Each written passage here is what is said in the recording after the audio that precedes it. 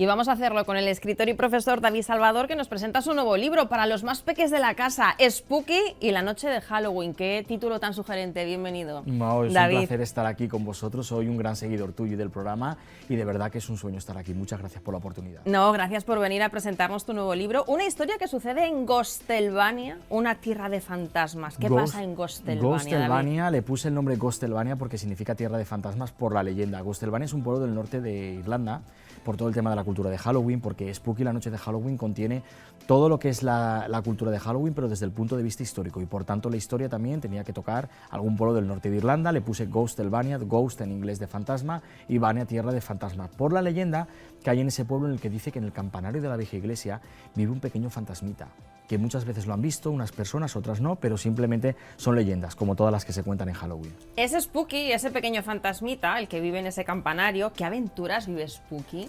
Aventuras vive muchas. El problema que tiene Spooky es que lo destierran del reino de las sombras. No le iba a poner el reino de los muertos, obviamente, porque es un libro enfocado para niños.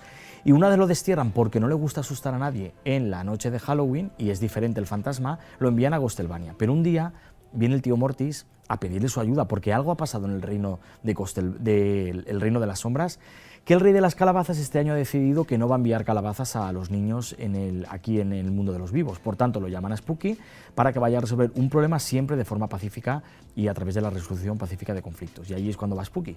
¿Y tiene algún colaborador? ¿Spooky?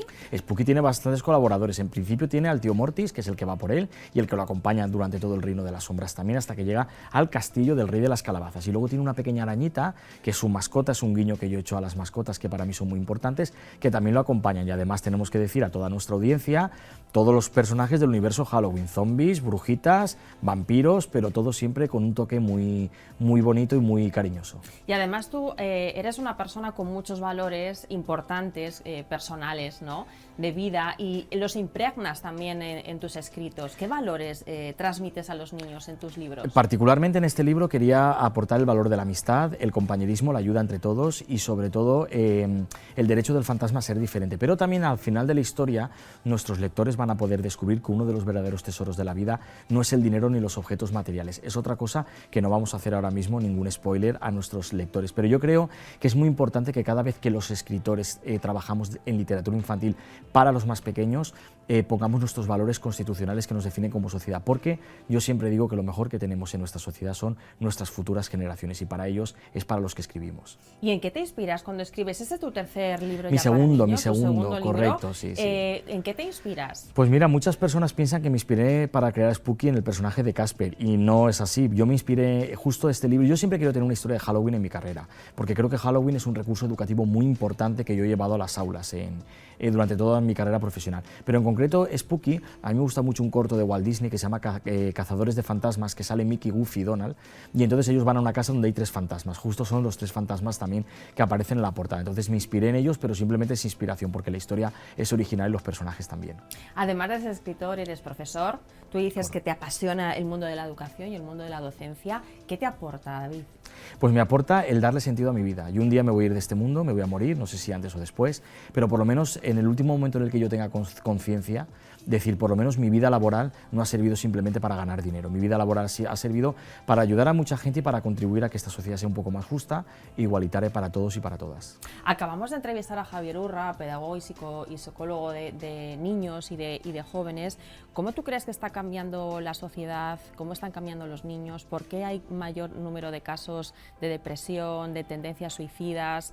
¿Hasta qué punto pueden estar influyendo las redes sociales, internet, los videojuegos? ¿Qué está pasando? Pues es un poco complicado. Yo siempre le digo a mis alumnos y a las familias que las redes sociales no son malas si se utilizan con una escala de valores. Es decir, nosotros como adultos tenemos una escala de valores y sabemos utilizar las redes. El problema es cuando los niños todavía se les está formando la moral del ser humano empieza a formarse a partir de los 6 añitos. Ellos tienen una primera toma de contacto con las reglas del juego, las reglas de la clase, y a partir de ahí, claro, durante toda la adolescencia no tienen claro qué es realmente discernir entre qué está bien y qué está mal. Por tanto, a veces las redes sociales se utilizan mal. Con respecto a tu pregunta, pues bueno, yo creo que vivimos en una sociedad en la que cada vez el materialismo es más importante y se está perdiendo lo que es la esencia biológica del ser humano, y entender que un ser humano es un ser humano que tiene sus debilidades y sus fortalezas, y que en este viaje que llevamos pues es muy importante ayudarnos y protegernos. Yo creo que el ser humano, cuando es joven, ve que tiene toda la vida por delante y actúa de una manera, y a medida que se va haciendo mayor que va viendo un poco, entre comillas, más cerca a su final, actúa de otra manera y un poco más empático con todos.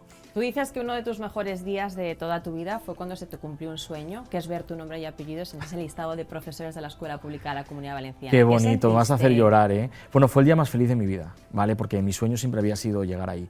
Yo, mi primer libro, que es El Gran Viaje de Numeratron, se lo dedico a todas esas personas que en algún momento de sus vidas alguien les dijo que no podían lograr un sueño. A mí me lo dijeron. Fíjate que me lo dijeron cuando acabé de trabajar en un colegio, me lo dijo una directora un 26 de julio de 2017 y el 25 de julio del año, que faltaba un día para que se cumpliera un año, mi nombre salía en las listas. Trabajé mucho, fueron 8 horas intensas, 7 días a la semana, pero lo que sentí era simplemente decir, voy a utilizar ahora mi puesto de trabajo para poder ayudar a muchas personas, porque te vuelvo a repetir que es la esencia para mí y en nuestra vida, ayudar a las personas y el día que nos vayamos de aquí, dejar una sociedad un poquito mejor, un poquito solo. ¿Y puede ser que tu segundo mejor día de toda tu vida fuera este? Mira esta foto que te vamos a enseñar a continuación.